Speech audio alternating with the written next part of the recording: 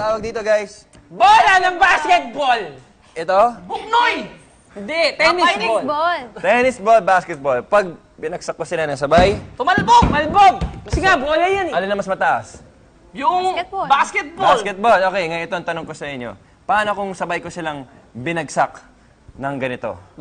Okay? Sa akin, hindi natatalbog yung bola ng tennis. Kasi mas malaki yung bola ng basketball. Para sa akin, pareho silang tatalbog ng mataas.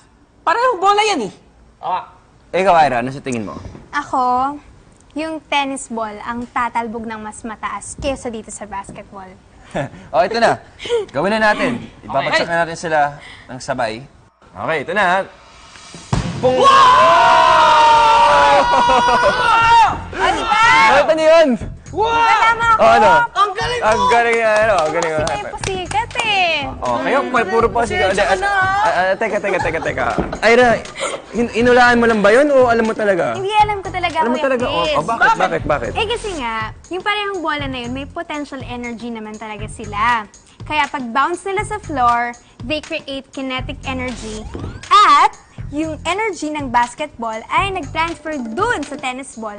Kaya mas tumaas yung talbog ng tennis ball. Good job, Ira. Palakpakan natin na may sigaw. Thank you for... thank you. Salamat. Ikaw, Kuya James, any final words to our I-Believers? Basta hindi tayo titigil sa paghahanap ng mga bago nating ideas dito at mga experiment. Na masishare. Yan. Thank you.